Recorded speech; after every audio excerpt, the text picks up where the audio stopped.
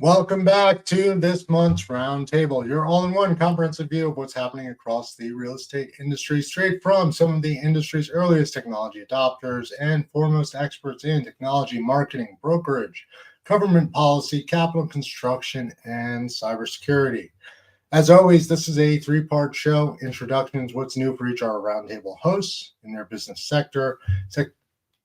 Part two, we unpack, drill down, and walk through the biggest news and paradigm shifts affecting different parts of the industry. In part three, what does this mean for your business sector? How can you outperform your peers and grow in the next 30 days? I'm Andreas Senni, founder, CRE Collaborative, brokerage owner, and managing director at KW Commercial for the state of Connecticut.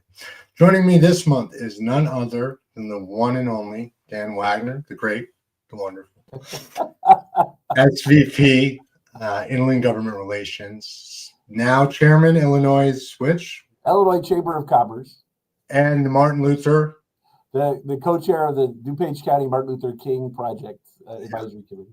Truly one of the greatest people I know out there, doing good while doing great for Inland and otherwise. Joining us late, Saul Klein, Realtor Emeritus. We'll drop him in as he comes online.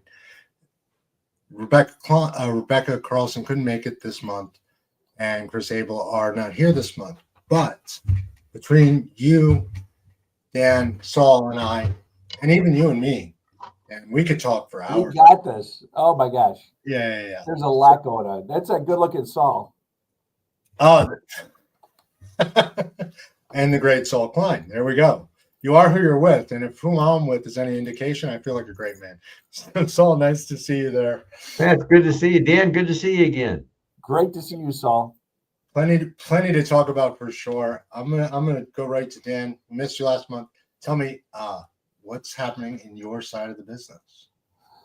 Well, there's a lot going on. We're drinking from a fire hose, as everybody in America is doing since President Trump is taking the reign of running the country again, with I don't know 100 plus executive orders. The tax reform is really everything for real estate, as you can imagine. So that's going to be a big topic of discussion. What's happening with the Doge? Obviously, that Mr. Musk is running for the president is a big deal. Wanting to get people back to work in actual office is another big push that the president's doing. So from a commercial real estate standpoint, that's a good thing.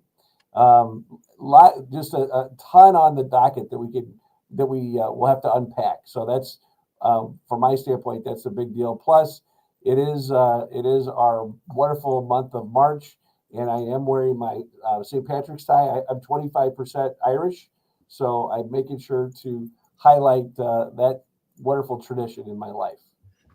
Representing and recognizing your Irish heritage, which we love, right? There you go. History repeats itself over and over, which is why we should all buy car washes, because Saul's just keeps going up in value. The MLS side, Saul, how are things going in San Diego? I mean, and just to be clear, Dan, I'm coming back to you on the 1031 exchange and Doge and otherwise. Nice to see you, Saul. How are things in the San Diego MLS and otherwise? Yeah, well, things are great, Dan. I have to tell you that on St. Patrick's Day, I tell people I changed my name to Saul O'Klein, and for my longtime partner John Riley, and who's also very proud to be an Irishman. So anyway, that's a great time. It's a great holiday, a lot of great celebration. Nothing to complain about in San Diego. We've all got the same issues in residential real estate. There's not enough property to sell. The interest rates, if they were lower, we'd sell more. And things we have no control over, really. The like I said, the inventory is short. People still need to buy and sell. Probably the biggest inhibiting factor is the value of the land. It's such a huge part of the real estate today. And so what we see nationwide, locally as well, is the push for higher densities. And so we're seeing some of that. We're also seeing, and again, this is not new news, but becomes more and more important as the housing affordability issue continues to to more and more people can't afford to buy. And, I look back on my own case when my parents bought a house in San Diego many years ago. My dad was a chief warrant officer in the United States Navy. My mother didn't work, and he was able to buy a 4-bedroom, 2-bath house with a 2-car garage and a swimming pool. Now, this is in San Diego for $20,000 and use an FHA loan to get into that property. And so, it really makes a point about wages and the increase in the cost of and the affordability of housing as compared to wages. And that's a national problem. And I think you're right, Dan. The president wants to address that. They always use tax policy for social and economic engineering. And so a lot of things that we saw many years ago, or they talk about bringing them back, like, interest deductions on your mortgage to a greater extent than you can take them now. And at the same time, they're talking about taking some things away that I know you and I and Andreas think are pretty important. So this is a very important time. The real estate market, residential real estate market, it's great. People put their property in market, it sells. That doesn't mean that realtors are making as much money as they would like to make, and if they're selling, that they're probably not selling as much as they'd like to sell. But the fact is that still in this market, in the United States of America, real property is almost a liquid asset. Where can't trade it. A wise man said on this show. I think it was true. Yeah, can't trade what you can't trade. You put it on the market, it's going to sell, right? Well, and that goes back to my comment about 1031. You can afford to stay in your home. Interest rates are high. From the broker standpoint, I'll weigh in here, right? We're busy. Commercially, we're very, very busy. My residential counterparts are concerned because homeowners who can't afford today's interest rates, they can shelter, a quote unquote, shelter in place. Businesses have to grow. They have to shrink. They have to move, which makes it a great time for commercial. And one of the great things about commercial is when you do that 1031 exchange, you sell that asset. You can even afford to go into another asset and maybe overpay a little, maybe reduce those rents, have more affordable units, because that was money that would have gone to the government. So one of the changes that we hope not to see, Saul, to your point, is that 1031 exchange. Dan, are you concerned over there that that's on the block? I don't think it is. Trump's the reality is that the 1031 is always on the block, because they started talking about the 1031, as you recall, under President Trump and the Republicans in 2016. And that's when we had to bring together the coalition, with the National Association of Realtors, with the International Council of Shopping Centers, Real Estate Roundtable. I mean, you name it. The Qualified Intermediaries, Federation of Exchange Combinators. And we had to do a micro study and a macro study of how the 1031 impacts our economy. And that's where we got real data, because before everybody knew the 1031, it's just logical that it's successful and important for our economy, but we needed to empirically verify it, and we did. And so that was really helpful to be able to save the 1031 during in 2016 for the Tax Cuts and Jobs Act for real property. It did go away for personal property. So I know, Andreas, you couldn't deduct your yacht or your Learjet. None of which I have. But go on. But the issue, and then of course, when President Biden came in and the Democrats held the House and Senate, they were at first looking to eliminate the 1031. We're able to bring that back, and then they said, okay, we'll cap it at 500,000, which we all know is like eliminating it. So we were able to pull that back, and with the power of the realtors, my gosh, it has been incredible. Kevin Sears is the current president of the National Association of Realtors, and he was the FPC, Federal Political Coordinator, on behalf of the realtors for Richie Neal, who is the chairman of the House Ways and Means Committee. And it was a wonderful relationship, and he was able to get the House Ways and Means Committee chair to not call that part of President Biden's budget, and that was wonderful. And this network that we're in, and I wanted just to highlight, and I can't overemphasize the importance of all of us working together through organized real estate. So I just got done going to the President's Circle for National Association of Realtors in Orlando. So the President's Circle is where I donated. I first donated $5,000, and then that made me a golden R, and then from there I donate $1,000 a year as a major investor for RPAC, and then I also do this thing called President's Circle, where the realtors give me a list of names of Congress men and women, senators that are good to real estate, both Democrat and Republican. And if you give $500 a quarter, up to $2,000, then you could be a sustaining golden R President's Circle member, which I am. And I'm also in the Hall of Fame for RPAC. And every year they have a President's Circle where they bring all those people that have this commitment to go and learn more about what's going on in the political realm. And we are so blessed to have Shannon McGann in charge of all of our lobbying efforts in Washington. She just knows everything there's to know about Capitol Hill. Her experience speaks for itself. She's brilliant, and she has a team that is like no other. We have so many good people that are working on both sides of the aisle, and that's what's so great about the realtor world, because you have conservative people, liberal people, moderates, and in the end of the day, we all come together under private property rights, and we walk into these offices in Washington, and we're able to highlight to them the importance of all these aspects. And thank God we are a part of this organization, because it is that important that we do come together, because our one little voice, Saul and Dan and Andreas, we don't have the power, but bringing everybody together with this organized real estate, it couldn't be any better. And we're really lucky for that. So, but the conference had former Speaker Kevin McCarthy and Rahm Emanuel as the kind of a shtick. They did a speech, kind of one of the keynote speeches one of the days, and it was really fun. So, it's funny. I was teaching a course today. We do an A to Z boot camp for new agents, not new agents, but new to commercial. And the MLS came up, associations came up, and paying NAR.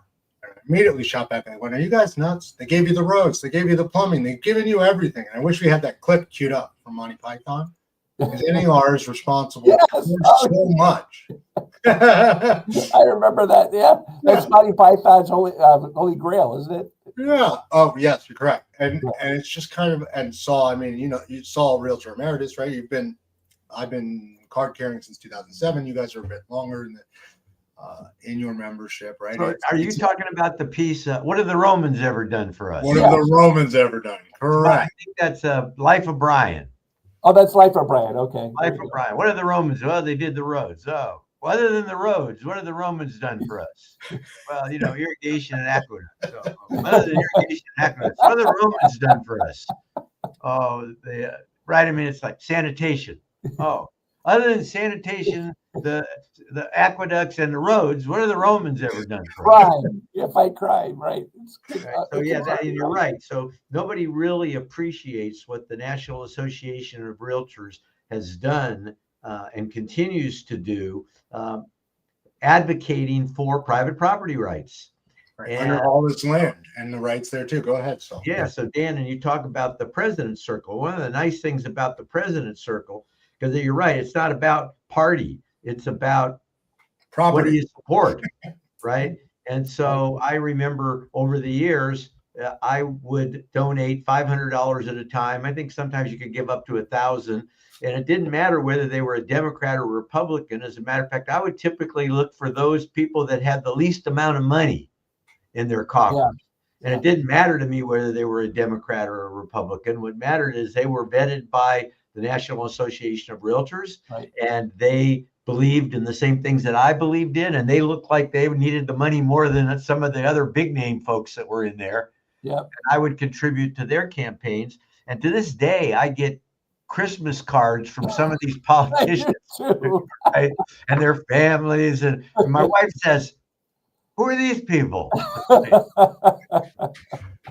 Well, that's before LinkedIn and Facebook where you could like it. The politicians are good. JFK got elected that way. Card every time, right? Every big life event. And I'm going to give a shout out to Tom Hill, who isn't joining us for this call. He's a wonderful broker. I've known him for years, who heard me talk about the fact my wife and partner had a knee replacement, and I got a card in the mail. She did to her. Wow. Better. And I went, wow. You were the top of my list to begin with, but there it is, that personal touch. And NER is both personal and proactive at such a broad level, right? Saul, you've been involved. Dan, you're involved. Bob, the Bridgeport board. I mean, there's so much the board does. I really did. I jumped down this class. I just jumped out of it. I said, are you guys kidding? Pay your dues and be quiet because look at what they do for you.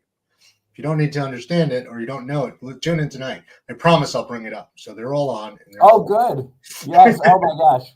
There's not a better investment you can make than belonging to your local, state, and national association of realtors. There's nothing better. Education, advocacy, so much comes from who you're with and being able to. Well, and networking. The YPN is probably one of the unsung heroes of the organization, where you have the young professionals that need to figure out this business, and you just work together. In Chicago, we have a really strong YPN organization.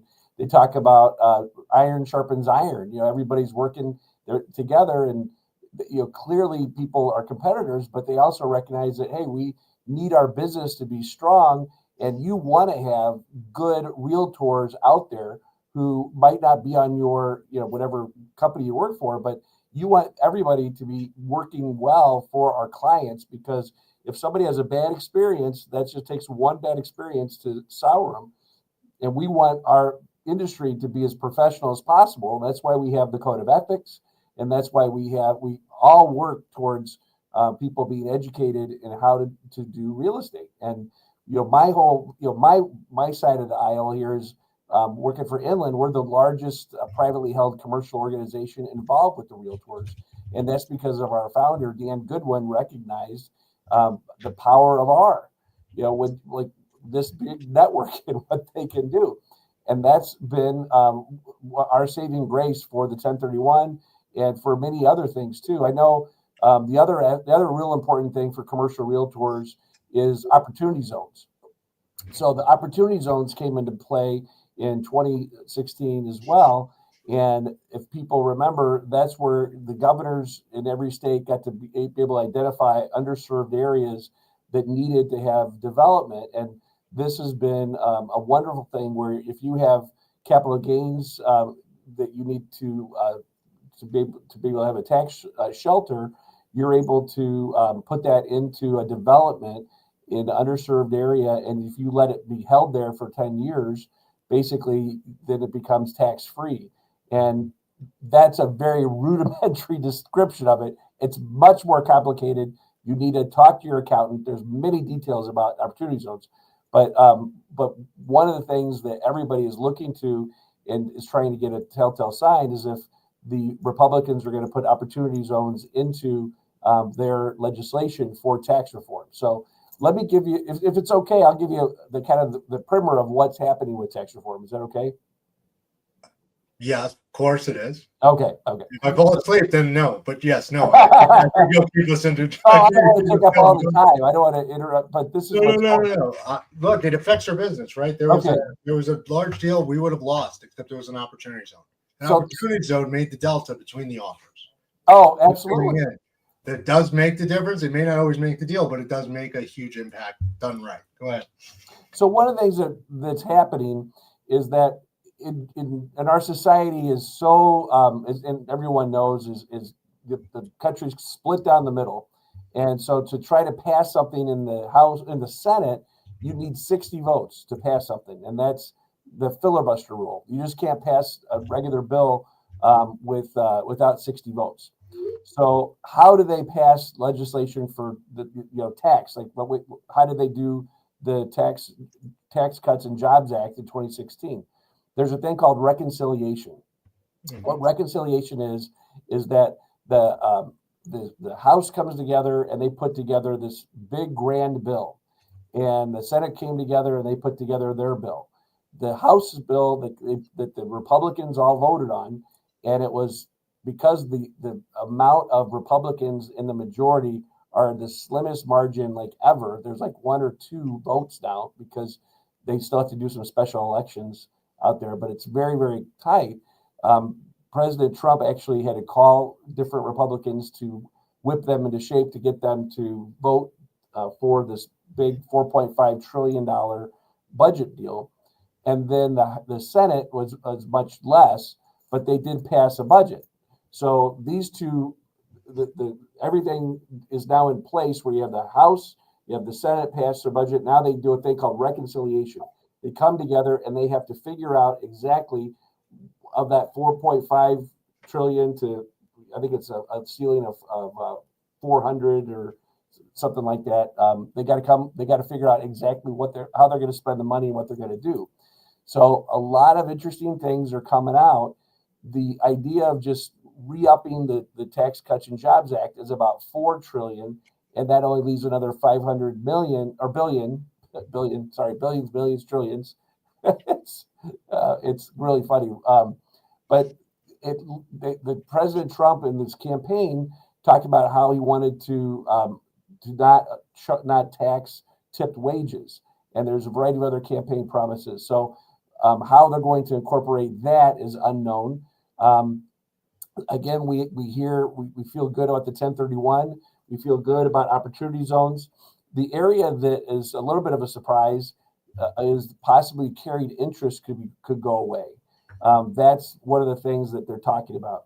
The other, and President Trump is the one that is actually brought that up as a possibility. So he's more engaged and involved than most presidents because of his commercial real estate background. The other aspect that is very surprising is this part's not surprising. They want it. The members in blue states who are Republican really need to change the SALT deduction from 10,000 to at least doubling it to 20,000. In some areas, they want it. They're talking about wanting to make it 40,000. I mean, so to do that is very expensive. So that's for individuals for the SALT deduction, and we all know what that is. The problem is that to incorporate all of the Tax Cuts and Jobs Act related to all of what President Trump wants to do, opportunity zones, 1031, all these things, they got to figure out how to pay for it because nobody wants to increase the deficit even more than it is.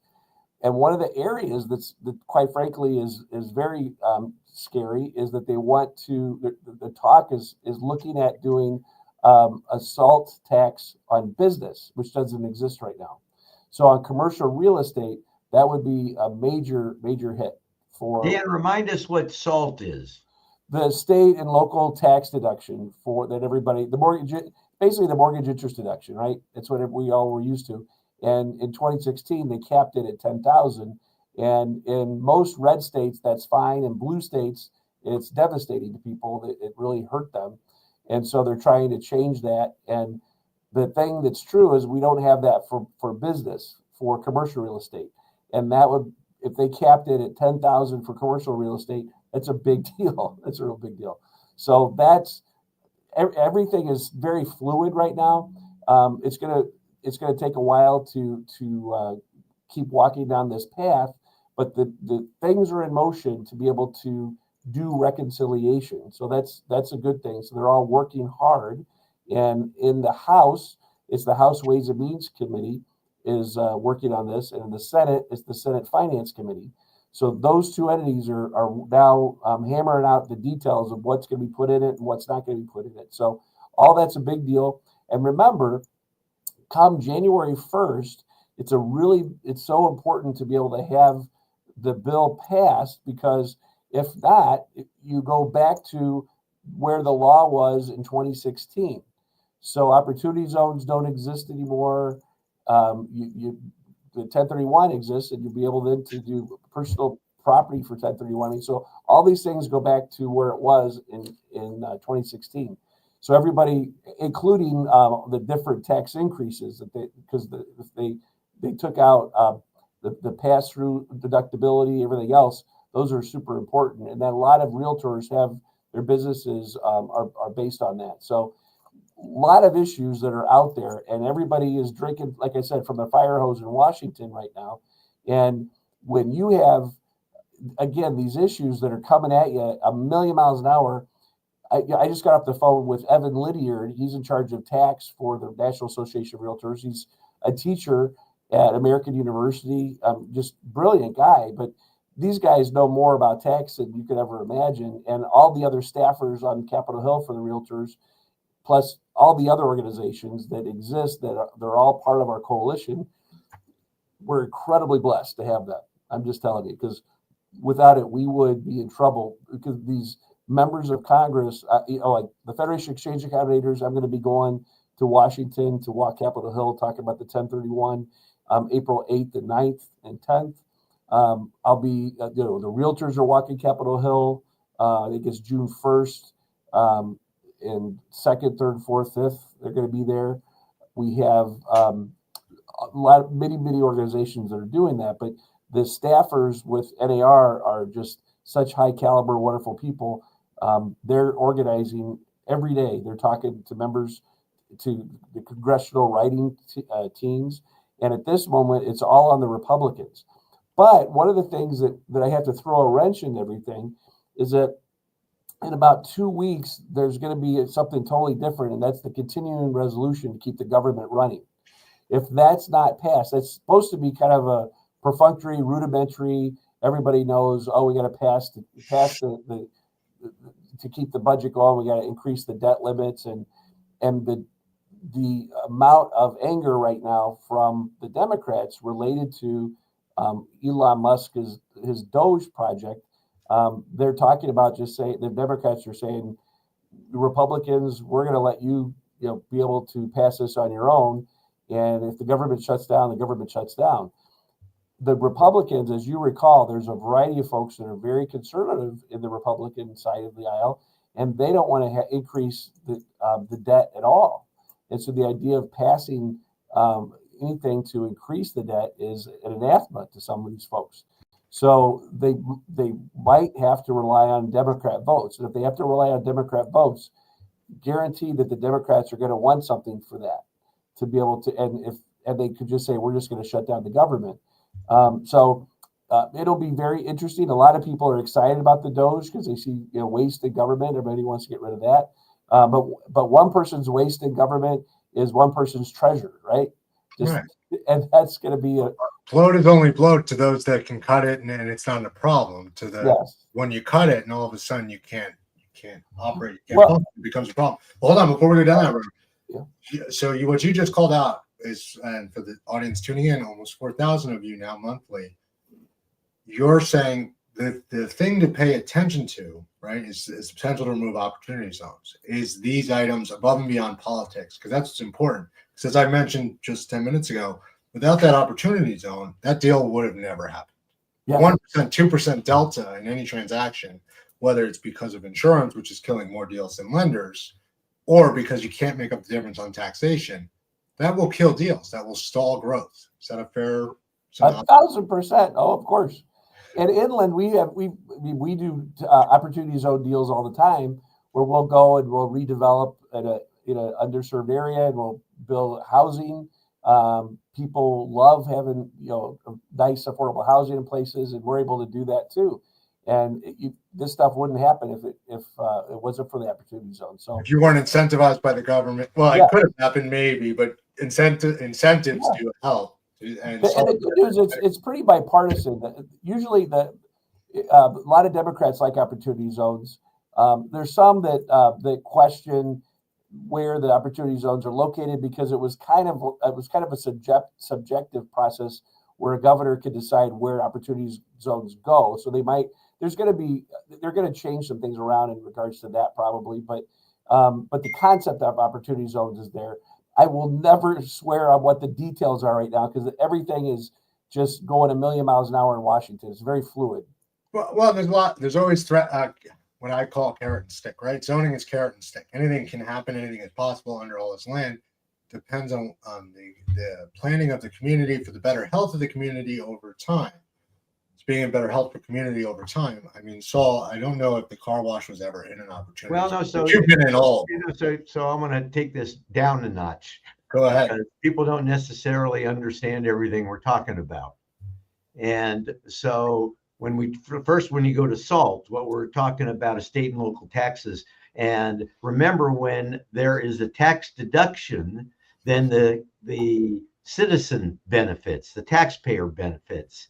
When they limit a tax deduction, that limits the amount of benefit to the citizen. When they cap a deduction, that limits the benefit to the citizen. When they raise the cap, and that's what you were talking about, when they raise the cap, that benefits the citizen. So real important to watch this to understand what's really taking place. And so the tax system in this country is not only about raising revenue.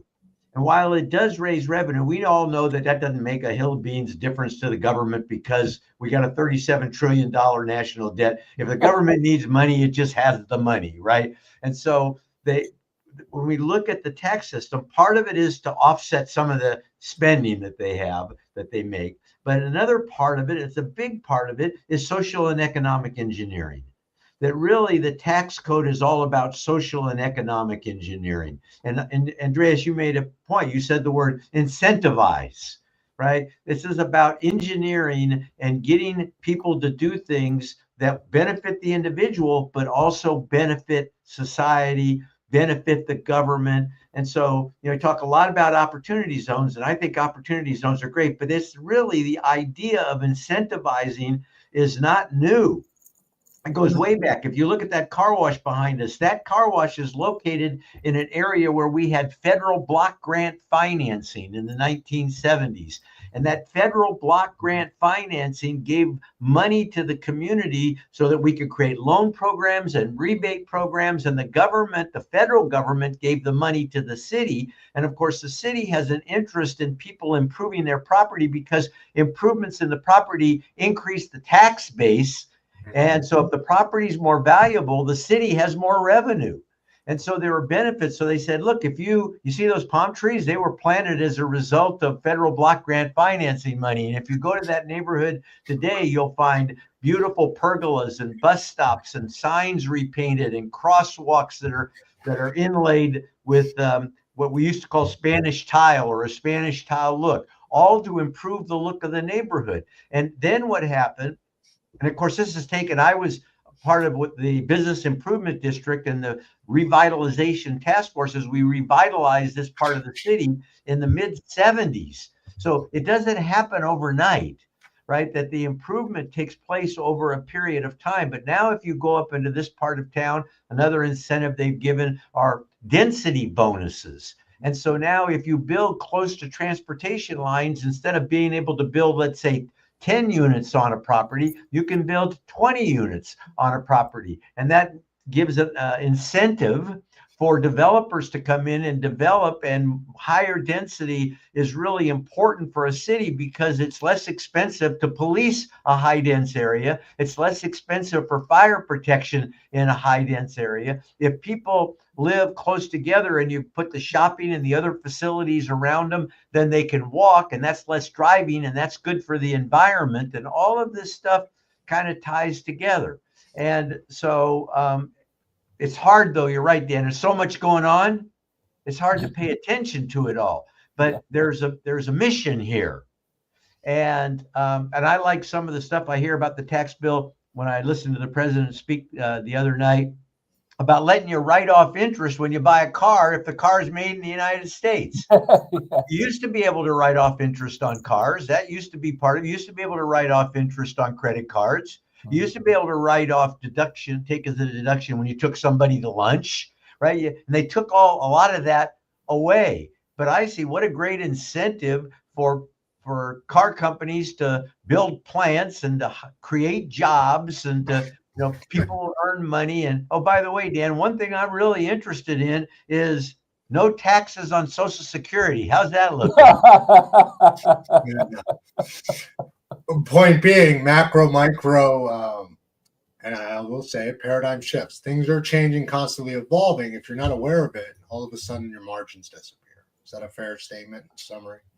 Yeah. Well, so Dan, you mentioned YPNs, young property professionals. networks, Yeah. and I'm thinking they're all young. When I look at I just turned 76 last week. Wow, so that's great. I'm not sure about this young, young people's network. I think the NAR has this thing 30 under 30. I think they ought to have 70 over 70. You'd run the world. Hold on. Let's not segregate. Let's help the next generation. Hold on. Young professional network. Well, mentorship. That's a different concept. And Saul, happy birthday. We're not going to sing here now on live air. Good thing. Hey, but to your point, many points here brought up, right? Your car wash wouldn't have been possible, or some of the renovations would not have happened had it not been for government helping you, incentivizing you. The same is true for private corporation coming in and investing around you, right? Which all ties into that spiral effect of one hand helping the other, understanding what's happening and working through, which is what commercial, rather professional real estate is all about. Understanding and working and relying on each other, especially a thorough understanding of government policy, which Dan, that's what you do. Well, and the other aspect of government policy, and Saul, you're right, things that incentivize, and Andreas, things that incentivize. The other thing that President Trump has done that's an important thing to highlight is he would like people to go to work and to go to their offices and work. And that's a really important thing for people that own commercial real estate. As you know, when you go to downtown Chicago at different times, or name whatever big city, there's Starbucks that are closed. There's cafes that are closed because people aren't there to buy their lunches and buy their breakfasts, and so it's such a huge rippling effect by people going back to work, and it's really an important thing for all of us to understand that is a major change, because so many offices have been laid fallow, and it's great to see people getting back to work. And with the Doge, one of the things that that freaked out everybody is they said they're going to try to sell some of the government property, and then they pulled that back, and so there's lots of uncertainty. The thing that people are certain about is that there's this huge deficit, and they want to figure out, and they want to take out waste as much as possible, and it's a difficult process, because sometimes it's with a hatchet, and you'd like it to be with a scalpel, but who knows? And so you've been around the world. We've talked about getting rid of waste in government, and I don't recall a time in my life, and I'm 57, where what's happening is happening right now. Yeah, this is the first time that it actually looks like they're serious about it, right? About and we all know there's waste in government. Everybody knows there's waste. And when I was a naval officer, I remember at the end of every quarter, my department head would tell me to make sure I spent all the money in my operating target, because if I didn't, I wouldn't get that allocation for the next quarter. And so it was like, well, we have money left. We didn't spend it all, but we better spend it, or we're not going to get the money when we need it next quarter. And so we would go out and spend the money. I remember one time we bought boxes and boxes of asphalt tile so that we could tile the boat shop, which is a ship, or it's like steel decks. And we tiled it because we had the money to spend, because if we didn't spend it, we'd get a deduction. So that's just an example of the waste that's there. So it looks like that the government's serious about cutting some of the waste. And of course, some people's oxes are going to get gored. That's what's going to happen. And there's going to be mistakes, and they're going to do things that they shouldn't have done. But at the same time, no one's ever been willing to take on the bureaucracy before. And I remember a lady named Linda Gould, and I don't know if you remember. Oh, I know Linda. Yeah, she was before Evan Lydiard. Yep. Oh, she was a wonderful lady. I knew earlier in my career when I went to the NAR meetings, and she was a tax expert, and she knew everything. And I remember one time at the Marriott, it was the Sheraton Park Hotel at the mid-year meetings, talking to her. And the biggest thing that she was worried about at the time wasn't all the real estate related bills. What she said, and I didn't understand it at the time, what she said she was most worried about was the regulations and the growth of the bureaucracy and what was starting to happen back then. This must have been in the mid 1980s. Yeah. And the growth of government, of regulation, and that was her biggest concern at the time. And of course, as I now look back, I know how absolutely right she was. Absolutely right. Absolutely right. So I'll tell you in regards, and thanks for bringing that up. I didn't mention regulation. Regulation is a big deal. That in our commercial real estate world, our Delaware statutory trust 1031 like-kind exchanges, our opportunities to invest in a variety of funds that we have usually require people to be accredited investors, right? That's where you have to have over 250,000 as an individual that you make a year, or you have $1 million of net assets besides your home. And that definition was being looked at by President Biden's SEC, and they were looking at wanting to contract the amount of people that could actually invest in different products. And in America, we want to try to increase the opportunity for people to invest as opposed to shrink. And that's been a big, deal that this change has happened, because the SEC was really going to look at capping that or bringing it down to where you had to have $5 million of net assets. And I mean, it just brings the group of who can invest down. And so many folks want to pass on generational wealth. I know that African-American folks have been talking about that for years. And if you don't have these opportunities to invest, then to get to generational wealth is going to be very difficult. I know that the government was looking to wanting to have less financial advisors. The U.S. Chamber brought me to the White House under President Obama, and at the time, the Obama folks were talking about how financial advisors and really also realtors' commission is considered to be a negative thing.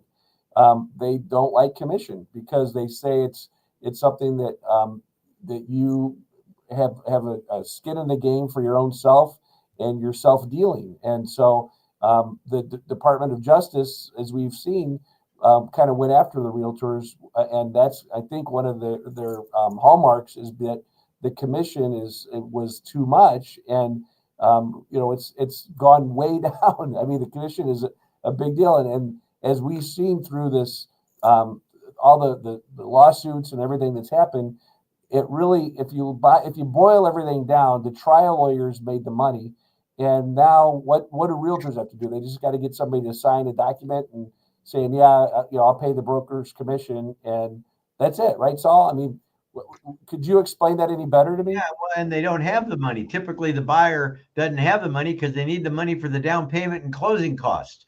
And so what you had this court decision, Sitzer Burnett in Missouri, and then it was a $1.3 billion antitrust tripled to $5 billion against NAR and major brokerage firms. And so NAR settled.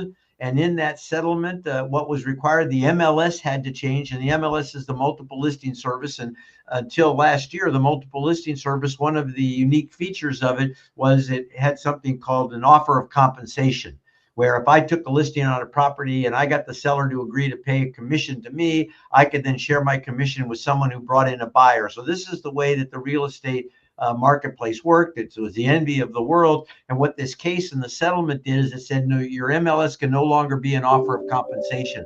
So if you're representing a buyer, you have to go fend for yourself. You got to have a contract with them. You got to convince them they have to pay you. Well, the buyer, how many buyers got money to pay 10, 20, 30,000? They need down sorry, payment. hold on. Commercially, we do. No, I know you do commercial, but commercial does. Residential does. Residential real estate, right? Yeah. You don't have MLS multiple listing service either, right? So yours have always been every man for every woman for themselves. Hey, what yes, go on. So one of the things people don't understand about when they talk about real estate commissions is that real estate people work on contingencies. Success. Right? They don't get paid unless the deal closes. And you look at other entities where people work on contingencies, and you'll find, look at attorneys, and I say it's not a good comparison. The hell it is. Look at attorneys that work on contingent. They take 25, 35, 40% because there's so many times they don't get paid. Well, you look at realtors, there's a lot of times, or real estate professionals, there are a lot of times they don't get paid. And so to make up for that, the way this has just evolved over the years, I think that 5 or 6% or even 7% is a hell of a deal. But you're worth your weight. Prove your value. Get it done, right? Inland's happy to pay brokers. I know that. We work with Inland, right? Yes, companies that pay brokers do very well. yeah, well, we're seeing sellers starting to push back now, because you can still go in and write an offer and ask the seller to pay. But if the seller really doesn't understand and they're reading all the press, then they're misled. And well, assuming the agent hasn't contractually set what their fee is, and they should have. This is what I get for what I bring to the table. If you're not willing to pay it, go somewhere else. Commercially, this is what I get for what I bring to the table. 99% of the time, the seller will pay. Commercial is so much different than residential. Just look to us. I don't get to say that often. We got it covered. Think about the residential real estate. We say that they have to kill what they eat what they kill. Yeah. Right. And so most realtors are not, most people sell residential real estate are really not worried about the long term. They're worried about whether or not they can buy dinner on Friday night. Yep. Fair point. And there are a lot of them, right? Commercials. And there are a lot of them. There are a lot. Let's back up. There are a lot of them. Well, and my residential realtor friends are telling me that the people, once they recognize the fact that your house isn't going to sell unless you're able to, you can say you're not going to pay that commission, but then you're not going to have your house looked at. I mean, that's just kind of how it happens. It's pretty easy for these people that are selling to say, well, it's always been done that way. Yeah, but they signed the little form. And again, who made the most money off this? It was the trial lawyers. Well, so and now this is one of the issues that got the industry in trouble, whether it's right or correct or not, and that is steering, and not fair housing steering, but steering based on commission. So if you said to a seller, if you don't offer a commission, your house isn't going to get shown, then you could be in big trouble. Yeah, yes, you're right. Right, is really the obligation of somebody who works for a buyer to show them everything, and that's really kind of was the impetus behind this litigation, which unfortunately, or for most people that sell real estate, it's created a paradigm shift. Now, here's the positive side: is we might find that there's silver linings to the paradigm shift. Right. The silver lining is you should charge hourly and be reimbursed, and we could be like the trial lawyers. Well, you know what? That's one of the options is to be menu of services, or to charge. I've done it all. I used to charge by the hour. People did. Now, here was the interesting thing. There was a time when I did seminars for first-time home buyers, and that's how I got leads. And I did it through a magazine called The Learning Annex, and it would be in like Class B motels and hotels. That's where and people would pay like $25 to come to listen to me talk about how you buy real estate. And those were the leads. And I always talked to them about agency, about fiduciary duties. And then I said, and this is how you can pay for the real estate services. Number one, you can pay by the hour. And now you pay by the hour, whether or not you buy, you pay. Or you can buy a menu of services. You can have me show you things. You can have me take you out and show you property. You can have me write the offer. You can buy and you pay based on the service you use. Or you can do it the traditional way where you pay nothing, but if you buy something, then I'm going to be compensated on the sell side, and that's the third option. And it was very interesting that almost always people chose the traditional way. Of course. Even though it was more. They want to put money up. Right. Well, of course not. It's the same concept when you're bringing the offer through to your tenant, your owner, or an asset manager, right? Oh, the monthly cost is X. The dollar per square foot is Y, and the annual number is Z. The annual number is the biggest. Let me talk annual with my asset manager. Let me talk Y with my owner, and let me talk X with my property manager. It's anchoring in sales. Personally, we have all three. We offer all three. Dan, I'm sure Inland pays all three. It just depends. Showcase your value. People are happy to pay. Residentially, I can see where it's difficult. Buyer agency compensation in the MLS, which you were the roadshow that got this going. That wasn't the impetus for the MLS. That's just something that came about after it was formed, correct? Yep. The MLS will survive this. Not only will they survive this, they're going to thrive as data distribution, to your statement, commercial doesn't have one. It's as the Bloomberg for residential sales data, which again, I brought this up today too. Agents out there providing intelligence for free. That's a very valuable thing. Real estate data is 30 days old online. As an agent, it's real time. Here's an interesting concept for agents, and that is people talk about being negotiators. But the fact is, all they focus on is price. So you talk to most residential real estate agents, when you talk negotiation, the only thing they think about is price. But the fact is, if you ever looked at a real estate contract, every place there's a blank is a point of negotiation.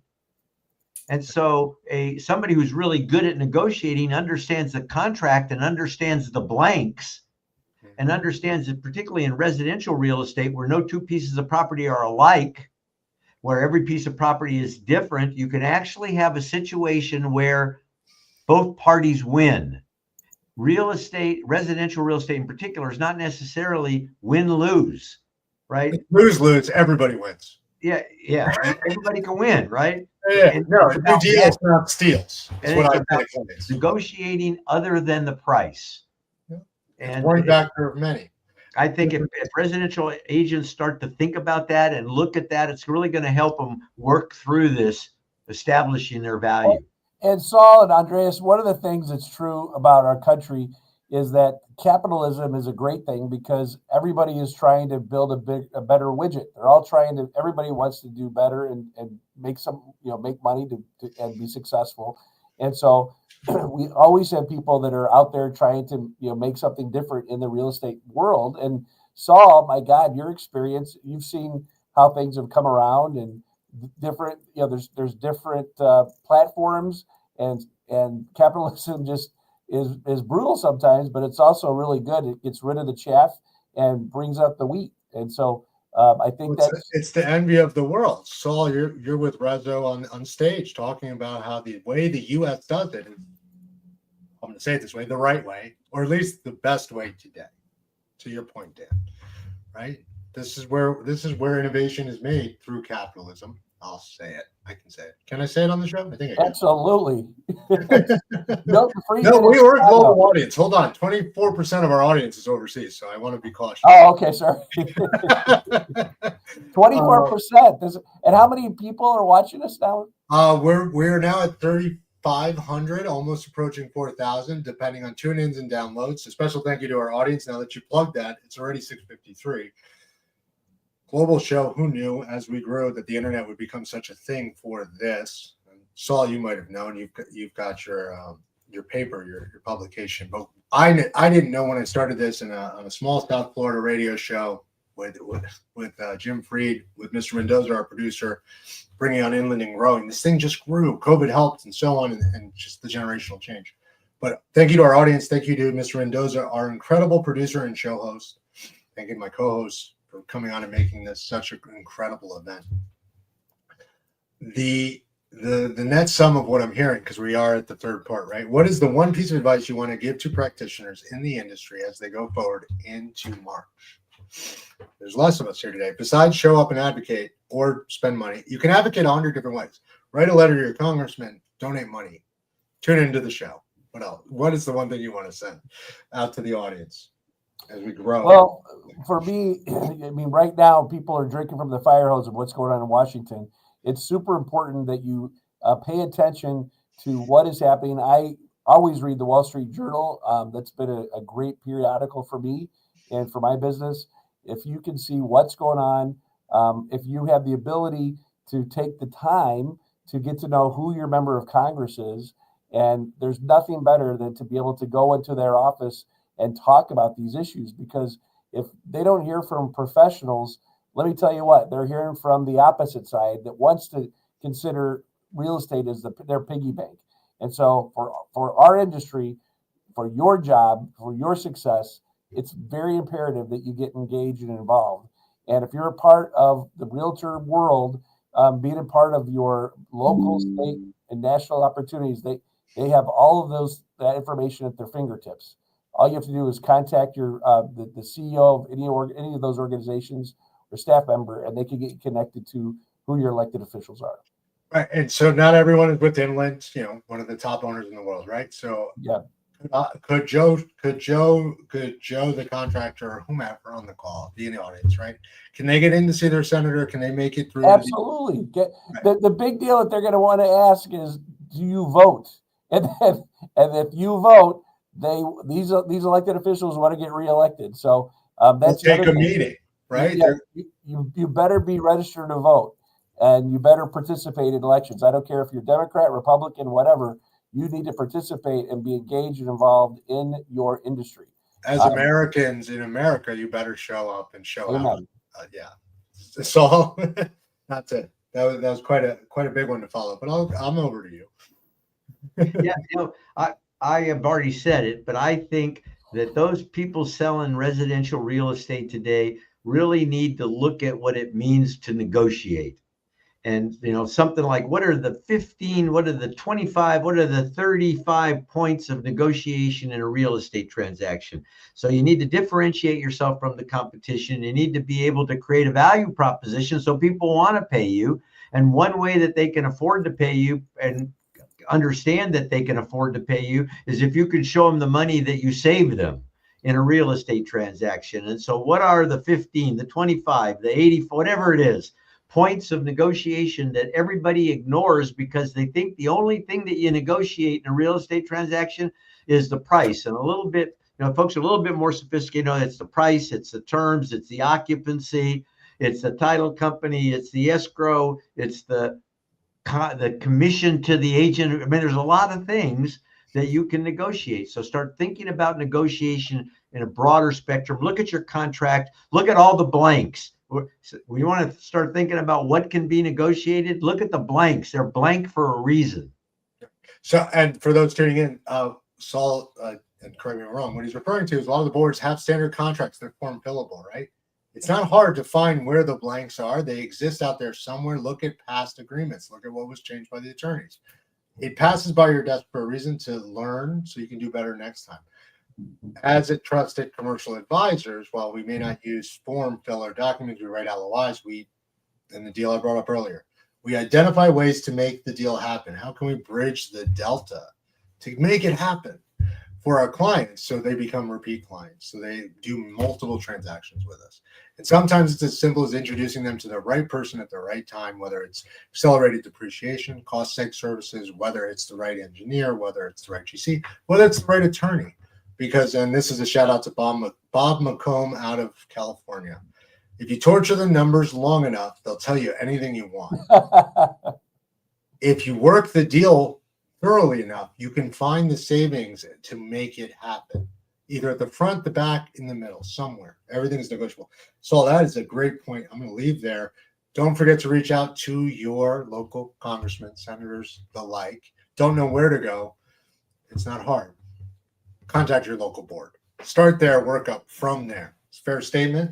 Yep. If you're in California, visit Saul's Car Wash, although his profit margin keeps growing regardless.